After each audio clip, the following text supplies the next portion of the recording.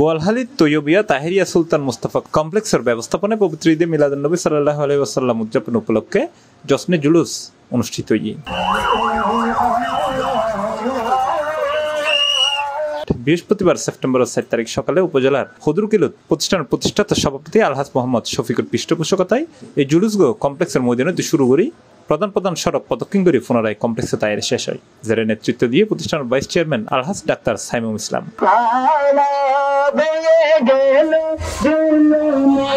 জুলুস শেষে কমপ্লেক্স জামে মসজিদত ঈদে মিলাদুন্নবী সাল্লাল্লাহু আলাইহি ওয়াসাল্লামের মাহফিলত প্রধান অতিথি হিসেবে উপস্থিত আছেন চট্টগ্রাম জামিয়া আহমদিয়া সুন্নিয়া কামিল মাদ্রাসার সাবেক অধ্যক্ষ মুফতি সৈয়দ মোহাম্মদ ওসির রহমান আল কাদেরী।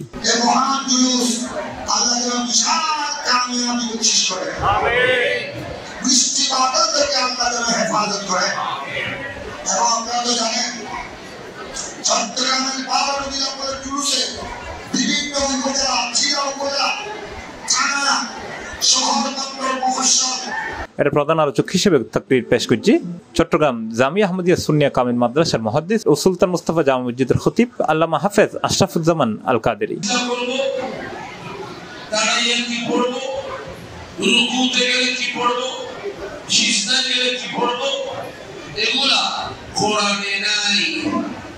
স্বাগত বক্তব্য রেখে মাদ্রাসা পরিচালনা পরিষদ সেক্রেটারি ও জুলুস প্রস্তুতি কমিটির আহ্বায়ক শওকত ওসমান।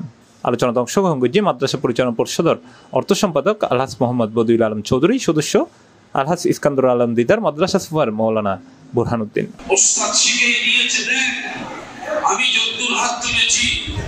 হিফজ বিভাগের প্রধান শিক্ষক হাফেজ মোহাম্মদ রমিসউদ্দিন ও মাদ্রাসা শিক্ষক মাওলানা তসলিমউদ্দিনের যৌথ পরিচালনায় আরো উপস্থিত আছেন মাওলানা আব্দুল গফুর তালুকদার, মাওলানা জিএম আহসান, শেখ সালাউদ্দিন, আলহাজ মাওলানা ওবায়দুল হক হক্কানি, এস এম মমতাজুল ইসলাম সহ আরো বোধকেই। C+ TV Chittagong.